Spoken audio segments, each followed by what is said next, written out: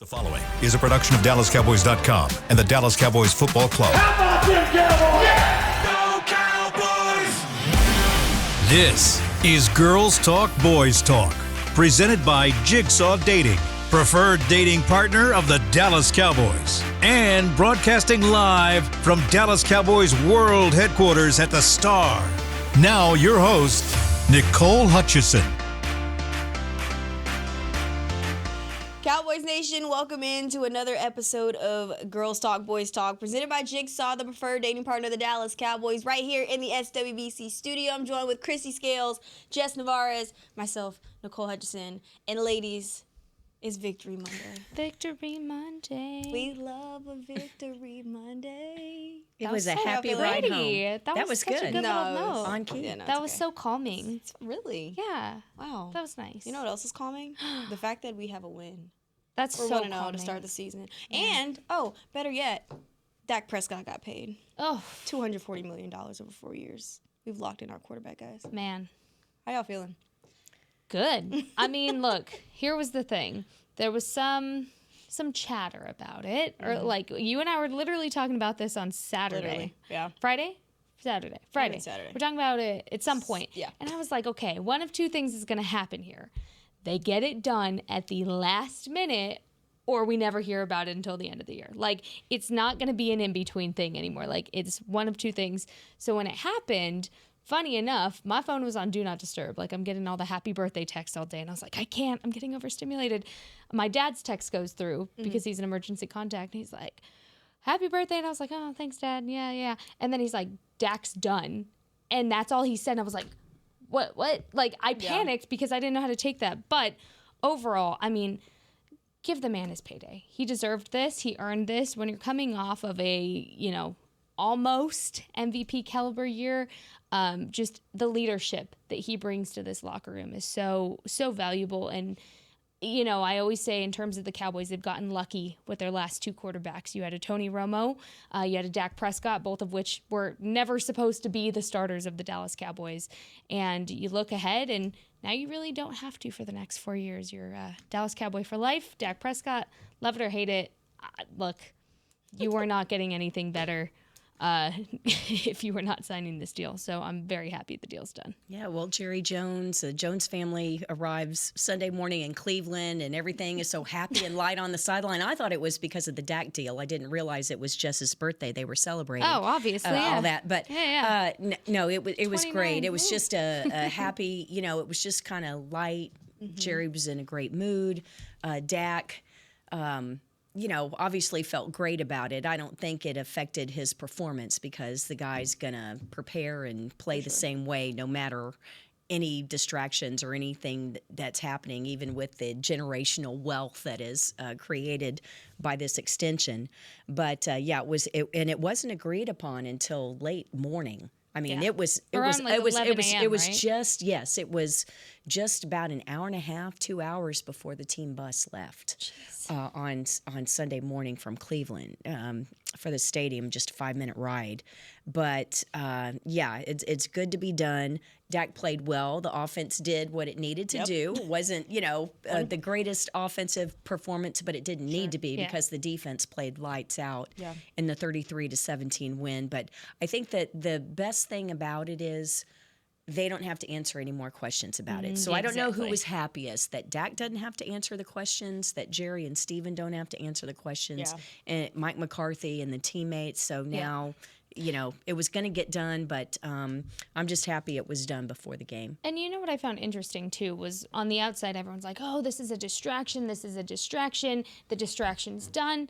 Truly, like, being here, I didn't ever feel like anybody was distracted by it other than media members constantly questioning and then just getting updates. Like, that's not even a distraction. So for me, it was never about the distraction aspect of it. It was more so the respect aspect of it, to just make sure it got done before the season started and you don't have your quarterback playing on a 1-year deal, prove it to me, putting even more pressure than he already has on him being the quarterback of the Dallas Cowboys. To me, it was about respect. It wasn't necessarily anything other than that. And they put their money literally where their mouth is for it. So I'm really excited. Dak resetting the market as well for players across the league. I think that's something exciting for players everywhere is, now you can expect bigger paydays if you're doing the work to earn it. Must be nice to be the richest man in NFL history.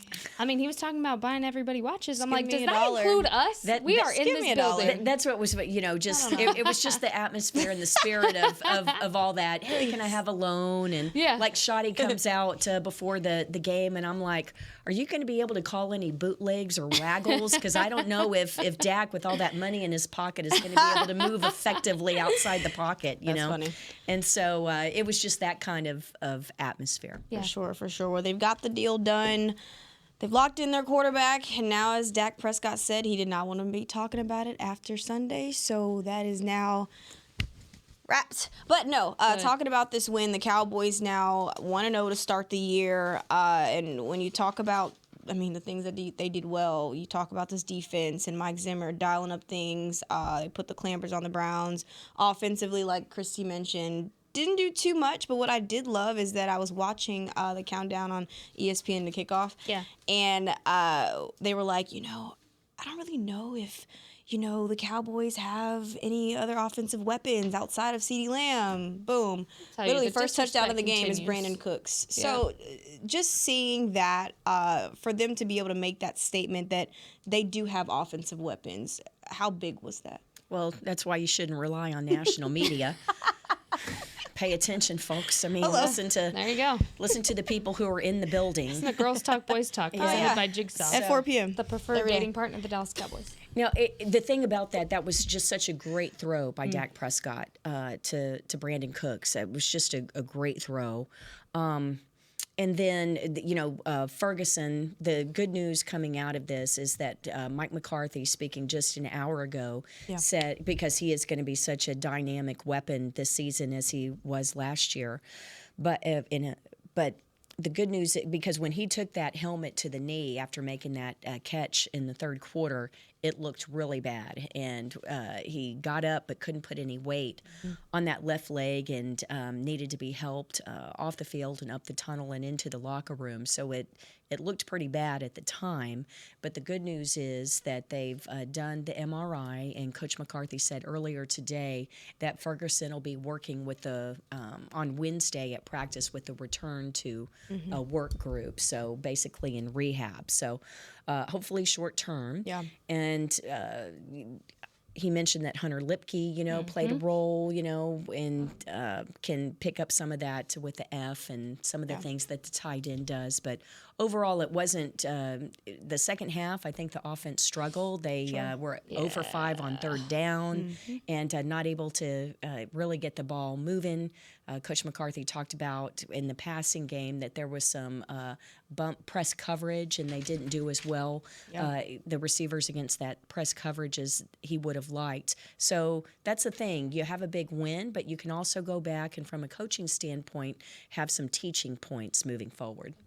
Yeah, we had talked about this on one of the last shows last week about identity and establishing identity. And you were just mentioning, like, before the game, everyone's like, oh, CeeDee Lamb, and then who else? But then they come out of the gates, and what I really loved was the ball distribution across all of the rooms.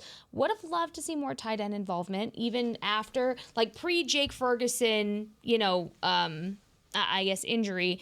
But what I did notice in the second quarter especially was Jake Ferguson was helping to ease off Myles Garrett. So I was like, okay, I guess I'll excuse it. You're easing off. And the running backs. Look, they were blocking their butts off is what they were doing. And so for me, what I loved is you establish your identity that, look, we have a well-rounded wide receiver core. You have Brandon Cooks. You had Jalen Brooks getting in on the action. Jalen Tolbert. Just all around, obviously, CeeDee Lamb. That goes without saying. And then you have the running back room where you had the equal distribution between Ezekiel Elliott and Rico Dowdle. Not in the ways that I expected. I expected to see Zeke a little bit more in the red zone. But Zeke had juice. Zeke had juice. It was good to see. Rico obviously has his angry running style and his burst, so that puts the league on notice. But more than anything, you go out, you start the season with a road win, and that is no longer a chip on your shoulder going forward. You just have to keep it going. So you did your first battle. You defeated your first dragon. You slayed your first dragon of getting a road win. Keep it up, and then you continue to be a more well-rounded team. What surprised you all the most from this win? Well, just from the standpoint of being on the sideline, how it was a great atmosphere to start Sounded the game. loud. It was so loud, 67,000 fans in full throat. There was a large Cowboy representation of fan base, love that. particularly on the lower level behind the visiting bench. So that was good. We only play there once every 8 years. So the Cowboy fans really snapped up some of the good tickets there behind the bench. But by early in the fourth quarter, it looked like a preseason game because those Browns fanatics, they were out of there. Yeah. They were booing their offense early in the second quarter and booed them off the field at halftime. But that is just a tip of the cap to the Cowboys defense and how they absolutely dominated, particularly in the first half, allowing only one first down and 54 total yards, I believe, in the first half. They were just dominating everything, and Deshaun Watson was like a human punching bag. No, literally. I assume that he is in an ice tub right now. I don't know how the guy would be able to get out of bed today after all of the hits that he took. I know 6 sacks is a lot, but you measure the punishment by hits, and the guy was running for his life so often. But man, they were the defense just absolutely smothered the Browns yesterday. Yeah, for me, the most surprising thing wasn't necessarily, I'm going to preface this by saying, it's not that I had low expectations for Tyler Guyton and Cooper Beebe. I didn't. I had very high expectations. They both earned their starting positions, especially Cooper Beebe, throughout the entire preseason. But how well they were able to blend into this offensive line, because on the flip side of it, on the Browns, you had Micah Parsons just cherry picking who he was picking on in that entire lineup. That wasn't going on with the Cowboys offense and Myles Garrett. And why? Well, they all blended well into everything. And so right now we were listening to the coordinators speak, and Schottenheimer talked about how he said, you can ask Zach Martin about this. You get Cooper Beebe in the huddle, and his command of the offense is so apparent. And for somebody who had never played center in the NFL, much less throughout college, to have that kind of command, your first game setting the bar that high, that's something that really took me by surprise, because I expected that to come later on as the season progressed. But shoot, come quicker. That's fine. Like, I'm okay with it. It was surprising, but and then you saw Tyler Guyton going against Myles Garrett. Obviously, he had some help from the tight ends, but for the most part, I mean, he was chipping away. He was like a tree stump, not going anywhere. He said, "You're not touching my quarterback, not today." I mean, his feet were planted. His form, I even went back and I compared. I had taken pictures during OTAs of his form, night and day from what you saw last night. So overall, I'm going to say the most surprising thing for me was how easy it looked for these two guys to get out there and create this new standard of this offensive line. Cooper Beebe allowed 0 pressures Sunday. Tyler Guyton allowed just 2. And that whole offensive line, I believe they held Myles Garrett to 3 total pressures, 1 QB hurry, and then 1 sack. So, I mean, Defensive Player of the Year from 2023 to be able to do that, I think they did a pretty solid job. Yeah. But talking about this run game, Ezekiel Elliott making his debut back as a Dallas Cowboy, and he had 10 carries, 40 yards, averaged 4 yards a pop and 1 touchdown. What y'all think about Zeke? I love the hurdle on the first, on his first carry. Really said, it was negated by the penalty. But no, he looked fresh. Yeah. And that touchdown run, I mean, that's why they brought Zeke back. Yeah. A red zone run like that. The line got good movement, so certainly credit the blockers on that as well. But, the Ohio State band was there at halftime, and he's playing in Ohio where he starred with the Buckeyes. So I don't know. It just seemed like like very natural that Zeke's scoring touchdowns and you hear the Buckeye band playing. Well, I love that. For me, it was his blitz pickup. I think that's such an underrated part of Zeke's game, and it always has been, because you have a flashy running back like Zeke who's leaping and hurtling over the world. I mean, how would you think to look for his blitz pickup? But overall, oh my goodness, the blocking that he is still able to do. It was special. It was special to see him get that moment with Dak in the end zone as well. I know they touched base on it, or Dak did after the game, and how much it meant to him. But overall, I mean, I think he looks healthy. And so it's not necessarily right now that I was worried about him not looking healthy. It's the wear and tear and how much usage he's going to get throughout the season, and to keep it at that level, you know, come week 10, week 11, week 12, during that later part of the season. And so I did like integrating Rico Dowdle. Kind of, you're seeing, I think, a little bit of a 1-2 punch situation here again. Yeah, I have a question. Yeah. Were you, because you were talking about usage. Yeah. Were you guys surprised that CD got 3 carries? No. Not really.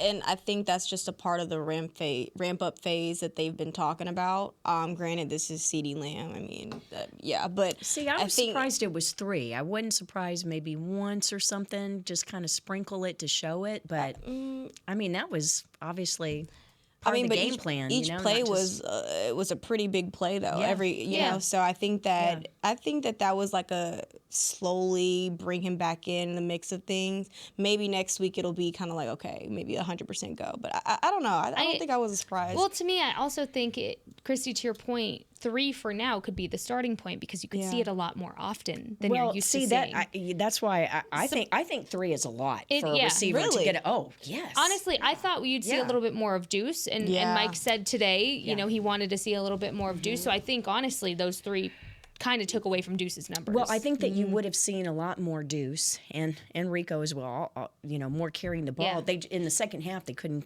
keep get the anything run. sustained. They couldn't convert on the third downs and couldn't get going. So if there's one negative about the offense, just as we alluded to earlier, it was some of the struggles in the second half. You would have hoped that they'd be able to just, you know, relieve the defense a little bit more, just get a few more first downs and not have to settle for, you know, those field goals. Because if not for the Turpin return, that second half could have been something very different. It also tells me, too, though, that Mike McCarthy is having, I don't want to call it more fun. Like, there's no other way to put it. He's showing his hand a little bit more at what he's doing as your offensive play caller. Remember last year we had always talked about, like, there is so much more he has in his bag of tricks. We just haven't seen it yet. I think that could also be setting the precedent for what's to come. Well, I think that's what September football is all about, right? You're trying out some stuff. Trying a few new things, adding that little razzle dazzle, showing what you know this offense can be. But I'm sorry, keep going. No, that's exactly right, Nicole. And it makes the Saints and the Ravens. It's more for them to prepare for. Yeah, for sure. All right, we're gonna take our first break, and up next we're talking about this defense and how well they performed on Sunday. You're watching Girls Talk, Boys Talk, presented by Jigsaw, the preferred dating partner of the Dallas Cowboys. We'll be right back. It's the official men's skincare brand of the Dallas Cowboys, Jack Black. And right now, Cowboys fans can get 15% off their $75 order. Plus, because every deal needs a playmaker, your order will include a free 5-piece skincare set and free shipping. The Jack Black Playmaker is 4 of Jack's favorites and a full-sized intense therapy lip balm. Make a play for the Playmaker at getjackblack.com/Cowboys with the code CowboysVIP. That's getjackblack.com/Cowboys with the code CowboysVIP. We know that juicy, cheesy, grilled to perfection burger sounds amazing, but it does sound like something is missing. Pepsi, baby! The yin to this burger's yang. Burgers and Pepsi go together like burgers and Pepsi. This perfect blending of flavors makes every bite of lettuce, every sesame seed on the bun, and every sip of that crisp, refreshing, ice-cold cola a journey to Foodtopia. Burgers, better with Pepsi. That's what I like. At Jigsaw Dating, we obviously want the Cowboys to bring that 6th ring home. But to be honest, we're more focused on finding the person who will put a ring on your finger. That's why we created a dating app that reveals your face through meaningful conversation, so you can date deeper. Because it's personality that matters the most, not looks. Join Jigsaw Dating today, dating partner of the Dallas Cowboys.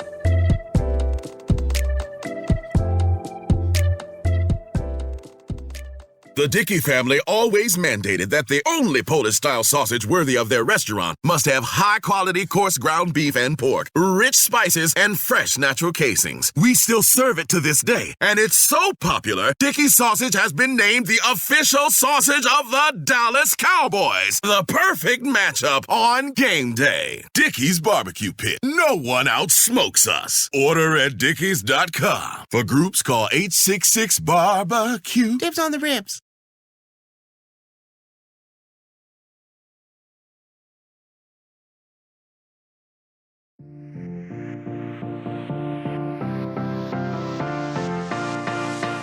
Mex Tour is back. Head to AT&T Stadium on Tuesday, September 10th for a showdown between the Mexican and Canadian men's national teams. Don't miss another exciting soccer match in Arlington. Tickets are now on sale at SeatGeek.com, the official ticketing partner of AT&T Stadium.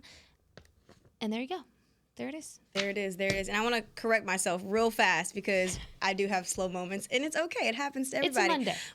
It's a Monday, and when Christy asked about CeeDee Lamb's usage coming out of the backfield, I was in my head thinking about his total usage as well within this offense, and I was thinking about obviously the ramp-up phase that McCarthy wants to have him in, and why we didn't see too much out of him overall. But out of the backfield, I'm not gonna lie, I would love to see him maybe 4 or 5 times, 4 or 5 carries. That's what I mentioned off camera for Cowboys Nation. There we go. Just had to throw that out there. Yeah, it's Monday. We'll see Turpin get some touches too out of the backfield. You bet. It's fine. Make it a little fun. Love that. Ooh. I'm dead. That's exciting. Defense. The Cowboys, Christy mentioned this earlier, held the Browns to 1 first down and 54 yards in the first half. What did y'all like out of Mike Zimmer's defense and the play calling? Everyone's bought in. You can tell.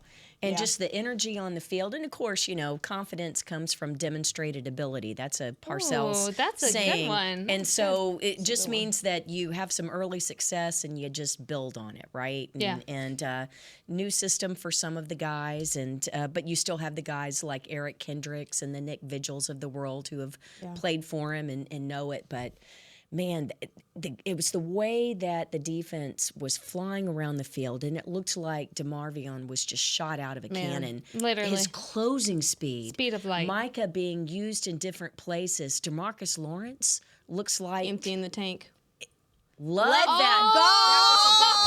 Go! That was so good. Let's go. You could tell we were hanging out. I better get a ding, Jazz.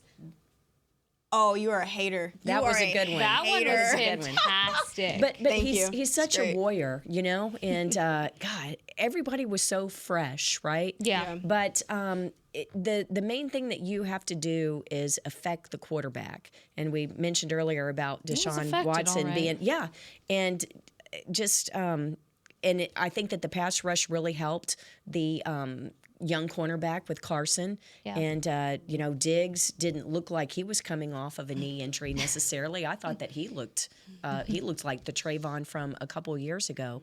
Mm-hmm. But one thing that was interesting was Mike Zimmer was talking about how the safeties, sometimes we don't mention the safeties unless they make an interception or force a fumble, but he was talking about how their play affected many of the throws.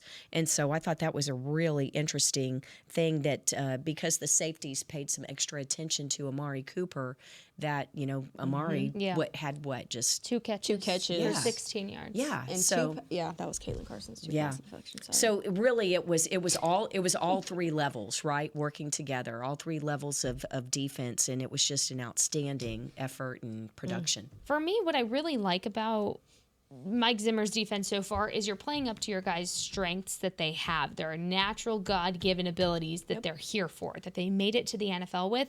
And this is no shade to Dan Quinn because it worked when it was successful. You're not having them be so versatile that it's almost a little overwhelming, especially for the younger guys. They can just come in, play up on their strengths, i.e. DeMarvion Overshown.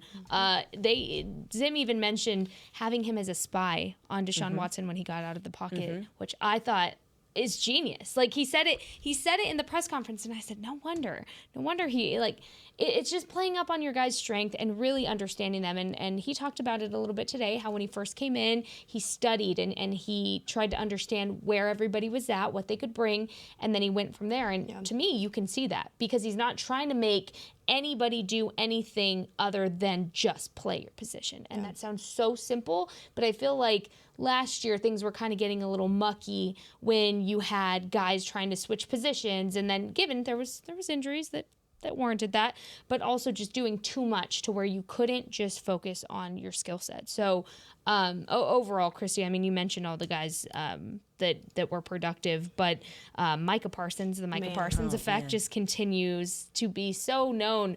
The amount of penalties that man drew without even trying, I mean, you just see him do the smallest things, and it's so fascinating because that doesn't show up on the stat sheet. But overall, he was putting some fear into the entire offensive line. I mean, moving him around like that, didn't expect to see it. And Zim even said today in the press conference, he said, yeah, there's more stuff I wanted to do with him that we'll see over the next couple of weeks. So that was just the tip of the iceberg. That wasn't even all of it. You know what I love is you hit it right on the nail. The disguises Better late than never, Jazz. Jazzy. It's fine. But no, Jess, you hit it on the nail with Micah Parsons and Mike Zimmer and how he uses him, just playing him everywhere. And it confuses the hell out of these goddamn offenses because in one play, it was actually the Eric Kendricks interception. You see the center pointing at Micah. He's thinking that he's obviously the green dot. No. It's Eric Kendricks. Yep. And so it created an opportunity for Micah Parsons to get a hand on the ball, obviously tip pass in the hands of Eric Kendricks. And so I think that it's going to allow teams to just be confused. And that's something that I feel like really stands out the most just about this defense. I don't know. This defense can be a little interesting, man. To your point, Tom Brady was talking on the broadcast about it, which anytime you can get the insight from Tom Brady about a defensive coordinator such as Zim, he said that Mike Zimmer was one of the toughest, if not the toughest coach to go against as a quarterback because he plays these mental gymnastics with you. He said he keeps you guessing as a quarterback. He makes quarterbacks reactionary, which when you get in that and you're overwhelmed and flooded, i.e. Deshaun Watson, look what happens. He also said he forces you to hold the ball and wait for things to get opened up, exactly what they did yesterday, and it worked. It absolutely worked. Yeah, I'm glad you mentioned the spying aspect of it with Zimmer referring to using Demo as a spy. And why is that important? Because usually with the defense, the quarterback, you've got the pass rush going after him, but you don't have one player that's designated just for the quarterback, right? And so if you have a spy, if you have Demo as a linebacker who's kind of like shading him, you know, ready that if he breaks out from the pass rush that someone is there, that means that your pass rushers are more free to just go after it. Because what's the one thing when you play a really good mobile quarterback like Deshaun Watson who can be a threat with his legs if you don't maintain pass rush lane integrity. You know, if you get out of sorts and let him out of the pocket, he's going to be able to run downfield and make a big play. Well, if you have a spy back there, if one of your linebackers like Demo can account for that, then you can pin your ears back a little bit more. It doesn't mean that you lose all discipline and, you know, not try and keep them in the thing, but it's like a stopgap. Right. So I thought that was really interesting that Zim was talking about that today. According to Real Analytics, on the point of Demo and why I think he's just your perfect kind of spy type, I've always thought Wanye has this kind of ability too, but Demo's speed, they said DeMarvion Overshown covered 14 yards in only 2.8 seconds, closing speed of 5 yards per second. Just to put that in perspective of how fast Demo was playing. What'd you say? Let's see. Let me go back. Hold on.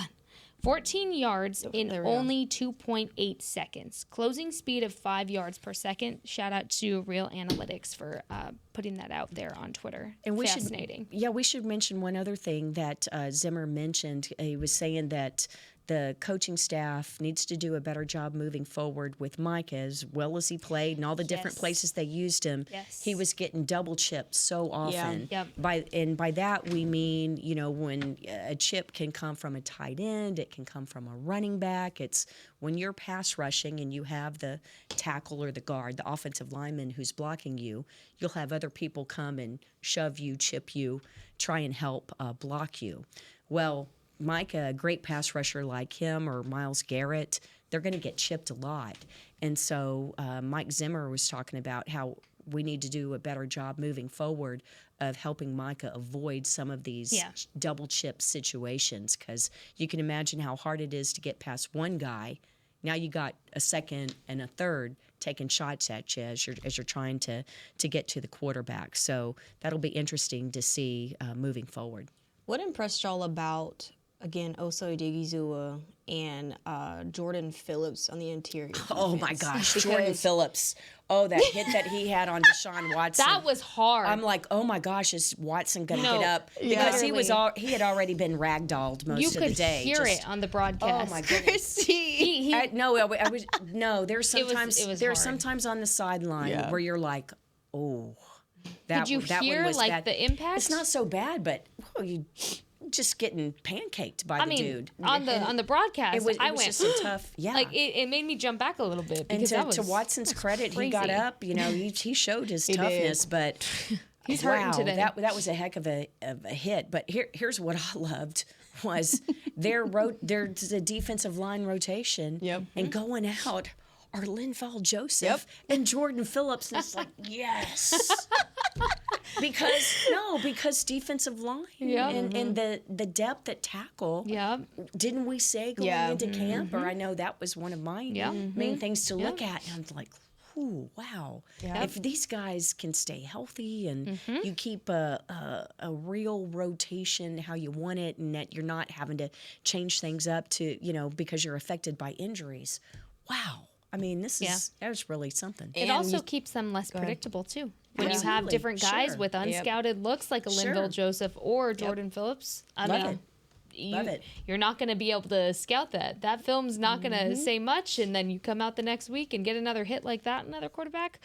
Whew. Yeah, and last year, you remember, obviously, running backs were just running up the middle every single game. So it was good to see. Run defense, it's in the room with us. Wow, it's here. It's in the room with us. Alive and Mozzie got praise from the coordinator today. Said he's playing with confidence, showing more confidence. I asked Mike Zimmer about Mozzie specifically. Really? I said, so from the time you started, given he had injury when you got here, from the time you started with Mozzie to now, what's the biggest thing you've seen him grow in? And he said his confidence, that a guy like Mozzie needs to build more confidence. And he said, overall, yes, we know his play needs work, and we're working with him on that.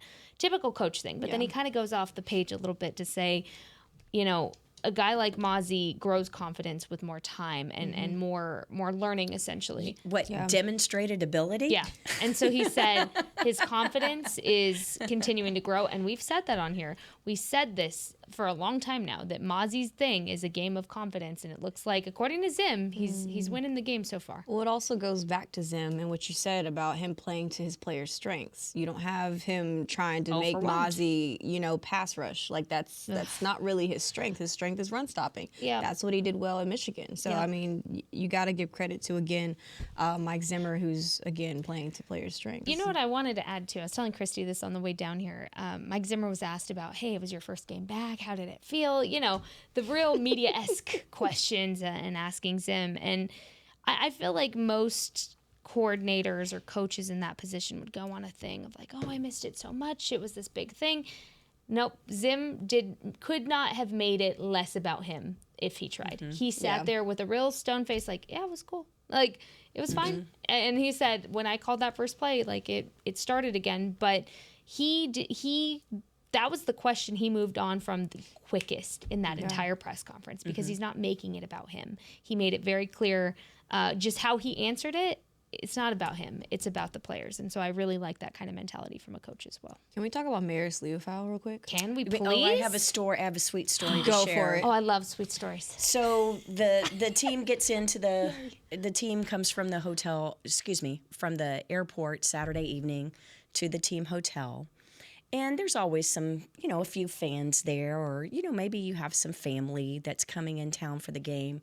But when you're Maris Leofau and your family lives in Hawaii, they're not going to be in Cleveland, for your regular season home opener. That's a long way to go. He's from Oahu, Honolulu neighborhood there. And, but to his surprise, his mom and dad were there. Oh. So he gets off the team bus. And they totally surprised him. And it was just so sweet. The long embrace between mother and son. Did you cry? Did you tear up a little bit? I didn't tear up, but it was very sweet. My sister was with me, so we were having, and my great nieces were there, Brooklyn and Brianna. So we were having a cowboy weekend in Ohio. They live in Columbus, Ohio. So we were having a cowboy weekend in Ohio. They were staying with me at the team hotel. But it was really sweet. But Maris was totally surprised. It was wonderful. Well, no wonder he played out. No, he always plays like that. No, but he said, Mom and Dad came all this way. I bet. I'm giving them a damn show is what I'm about to do. No, Maris Leofau, though, I feel like, we've talked about him a little bit, but not as much as we feel like we should have. Yeah. Just what has impressed y'all about this rookie that has just come in and it seems like he's just prepared to play at this NFL level? Yeah, well, I mean, he didn't get as much work as Demo in terms of plays on defense, just because they weren't in a base defense with 3 linebackers as much as they were in nickel. Mm-hmm. He played really well on special teams and actually got more reps on teams than he did on defense. But I think the sky's the limit with this kid. And not just the coaches, but the teammates have really taken to him. He's just so dang smart, right? And plays with instinct, but has the speed and can cover a lot of territory. So I'm so excited about his future, and he's such a fine young man, just a great guy to talk to. So, yeah, very excited for him. Yeah, I think we're talking about in terms of confidence for Mozzie. A game like this in only 9 snaps can do so much for a guy to continue to want more and more and more every week. For me, it's how he gels so well and learns from the guys around him that really stands out to me, and it has throughout this it did off season and going into now. You can see him even just learning in real time from D-Law during the game. Like, to me, a guy that's constantly learning is coachable. That's hard to find. And yeah, he's a fantastic talk off the field as well. But overall, you have a young guy like this. Imagine by the end of the season how much he continues to learn and grow. And then you look really far ahead, like, the year 2 jump. This is his starting point, and that's really exciting for him. These rookies certainly standing out class. In week 1. Kalen Carson holding Amari Cooper to just 2 catches. You had Marshawn Nealon that had 6 pressures in that game. So you had 3 Cowboys in the top 10 on Sunday as terms of pressures in week 1. And, of course, the rookies on the offensive line setting the tone as well. So good things coming from this Cowboys team as a whole. But we got to take our second break. And up next, we're going to have a little game. Play a little game here. Have some fun on Girls Talk, Boys Talk to wrap up the show. We'll be right back. The Dickey family always mandated that the only Polish-style sausage worthy of their restaurant must have high-quality coarse ground beef and pork, rich spices, and fresh natural casings. We still serve it to this day, and it's so popular, Dickey's sausage has been named the official sausage of the Dallas Cowboys. The perfect matchup on game day. Dickey's Barbecue Pit. No one outsmokes us. Order at dickeys.com. For groups, call 866-BARBECUE. Dibs on the ribs. We know that juicy, cheesy, grilled to perfection burger sounds amazing, but it does sound like something is missing. Pepsi, baby! The yin to this burger's yang. Burgers and Pepsi go together like burgers and Pepsi. This perfect blending of flavors makes every bite of lettuce, every sesame seed on the bun, and every sip of that crisp, refreshing, ice-cold cola a journey to Foodtopia. Burgers, better with Pepsi. That's what I like. At Jigsaw Dating, we obviously want the Cowboys to bring that sixth ring home. But to be honest, we're more focused on finding the person who will put a ring on your finger. That's why we created a dating app that reveals your face through meaningful conversation, so you can date deeper. Because it's personality that matters the most, not looks. Join Jigsaw Dating today, dating partner of the Dallas Cowboys.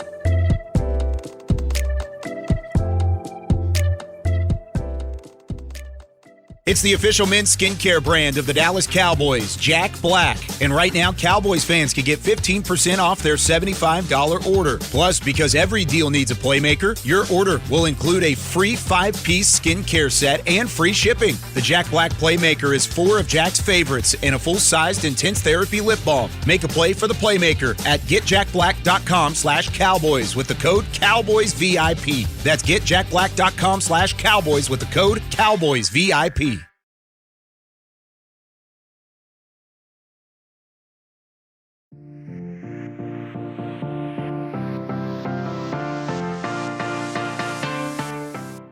Are you the 2024 Dallas Cowboys Fan of the Year? The Cowboys and Captain Morgan are celebrating extraordinary, inspiring, and original fans. Nominate yourself or the biggest Cowboys fan you know for a chance to be named the 2024 Dallas Cowboys Fan of the Year and win prizes, including a trip to Super Bowl 59.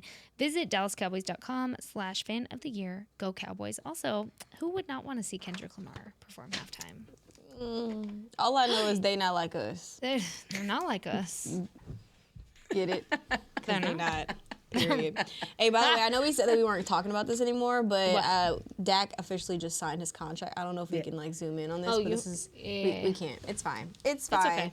Jerry Jones, Dak Prescott hugging, signing. Yeah, I asked Jerry yesterday before the game if hey, Forbes says it's over $10 billion, right? You know, but the value of the franchise, but do your palms still sweat when you have to sign like these huge checks, So then he goes back to telling the story of when he signed Dion for $12.99999 million and stuff. So, yeah, but I mean, it's crazy to think that with the guaranteed money that he's paying a quarterback now, it's like almost $100 million more than what he bought the Cowboys for.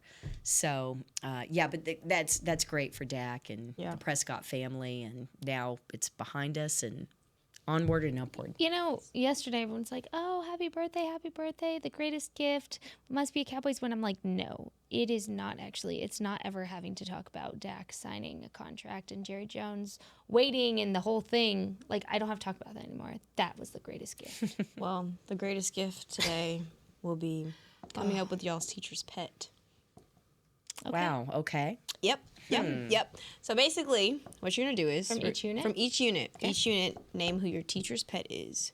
We'll start with special teams. Am I going first on this one? Go ahead. Yeah, go first. You know what? The obvious thing is Cavante Turpin, but I'm going to go with Deuce Vaughn. He had a heck of a block on the punt return. Him and Izzy. And, gosh, I'm really mad that they called C.J. Goodwin for 2 penalties. I'm sorry. What's wrong with the officiating crew? Insane. That's more than he'll have in like 10 years. Yeah. So, I'm going to go with Deuce Vaughn. I like that. What about you? I'm going to go with Brandon Aubrey. All right. Butter. Smooth as butter. The fact that your coaching staff has confidence that he could probably kick a 70-yard field goal, clutch. I mean, truly, when was the last time you felt this secure and confident in a Cowboys kicker? I'll go first. Dan Bailey. That was the last time I truly felt like I never had to worry about the kick going and making it. Far distance, who cares? It's Brandon Aubrey. Like, I truly have felt the ease and relaxation of Brandon Aubrey being able to be such a skillful kicker for this Cowboys team. It's a certain weapon to have. Mine is, I'd go Cavante Turpin, the obvious. But I'm going to say only because he had a couple of drops early on the offensive side of the ball, but he was so determined to make sure he makes a play. So I love to see it. It's his first of his career. Shout out to Terp. It is Terp time. All right, offensive side of the ball. The I kind of like that, He was actually. fast. I like that. The torpedo. It was That Turpin wasn't time as good. with the torpedo. It's better than Josh's. He says, terpy, speed. Ick.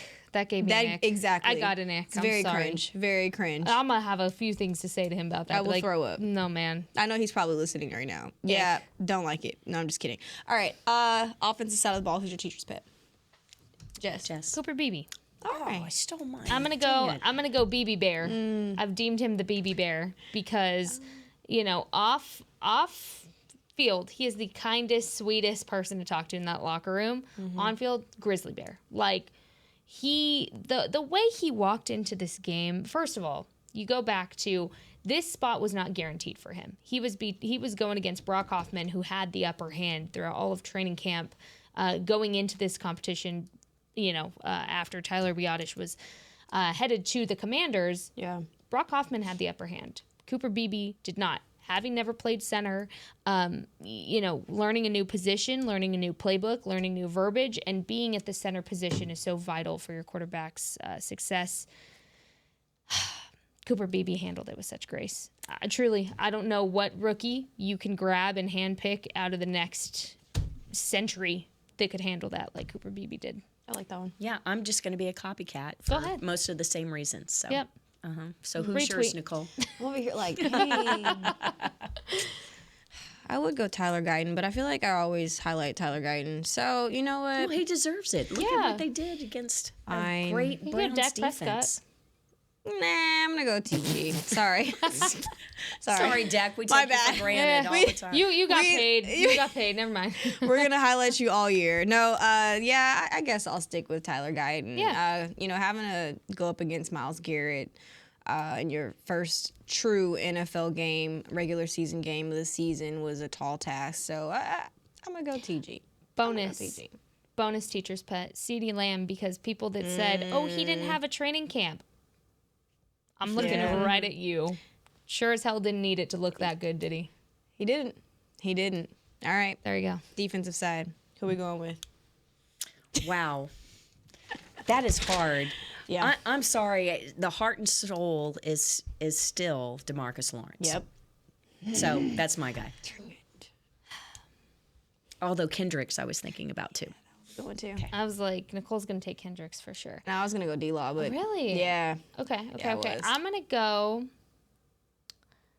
I'm going to say, can you Diggs it? I like it. Can you? Okay. Because Let me this give you that guy's one. coming off of his ACL, post-ACL, him and Demo both. But, the thing about Trayvon Diggs was having to almost, I don't want to say overcompensate, because I think that's too strong of a word, but also kind of help Kalen Carson throughout, the adjustment of not having Deron Bland, and he's taken that role in practice, and he's handled it well. Trayvon Diggs did not miss a beat, and the fact that he got that interception, gosh, I was in tears. Great reward. He was I in tears, too.